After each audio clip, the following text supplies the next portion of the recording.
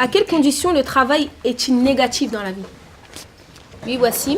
La condition de travail pour moi qui est vraiment négative, c'est au niveau du stress. Thomas, tu as quelque chose à rajouter? Moi je pense que ça peut être négatif à partir du moment où ça prend trop de place dans la vie privée et que ça a un vos impact. idées se rejoignent.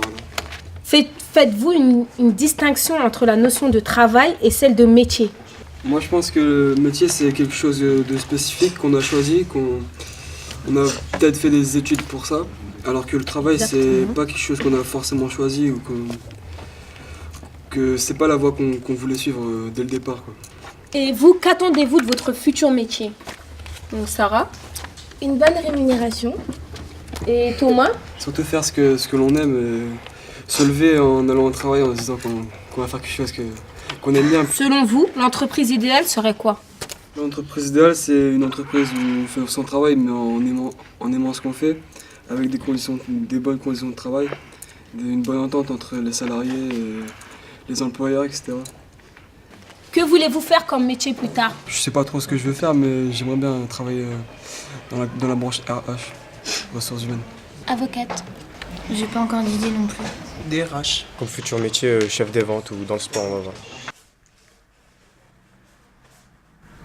Je m'appelle Gilles Picheron et je suis directeur général adjoint de cette agence chargé de la communication et du patrimoine. En quelques mots, comment vous nous décririez ce qu'est Soda? Alors, déjà, c'est une jeune agence de développement économique, puisqu'elle a seulement 3 ans, et elle est née de la volonté de plusieurs élus, notamment M. Christian Rimbert, ancien président de la communauté de l'agglomération craigoise, qui disposait avant, au sein de la communauté de l'agglomération craigoise, d'un petit service de développement économique, et ces mêmes élus se sont rendus compte assez rapidement qu'en fait, le développement économique ne pouvait pas se limiter à des frontières administratives, d'où l'idée de SODA, donc sur le développement d'agence, qui aujourd'hui agit sur un territoire qui va de Saint-Leu-d'Esserand à Pont-Saint-Maxence.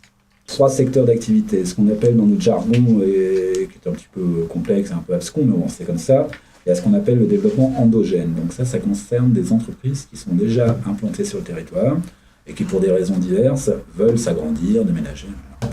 Charge à nous de trouver un emplacement, un bâtiment. Deuxième point, le développement exogène. Là, ce sont des entreprises qui viennent de l'extérieur de notre territoire et qui souhaitent s'implanter, pour des raisons qui leur sont propres, sur notre territoire. Et troisième point, l'innovation. Donc, toutes les industries innovantes, et notamment, et particulièrement dans la chimie verte. Pourquoi travaillez-vous ici? Mais justement, le fait de... Enfin, moi, j'ai de la casquette innovation, donc le fait de travailler sur des projets qui sont toujours nouveaux me permet de ne pas tourner en rond dans mon métier. Je ne travaille pas dans une entreprise financière qui est là pour faire de l'argent. On est là pour créer de l'emploi. Donc, il y a une valeur ajoutée humaine. Et après, il y a le métier que je fais qui me plaît également. S'il y a la crise, il y a quand même des clients qui viennent vous voir. Ah oui, oui. Il y a même des entreprises qui profitent de la crise pour faire des projets. Parce que c'est en temps de crise, quand des entreprises ferment, qu'elles liquident, qu'elles déposent le bilan, qu'il y a des bonnes affaires immobilières à faire pour acheter une usine, racheter un entrepôt. Et il y a des personnes, soit des investisseurs ou des dirigeants d'entreprise, qui sont spécialistes là-dedans pour venir acheter à un prix très bas une usine et en 2 ans la revendre beaucoup plus cher.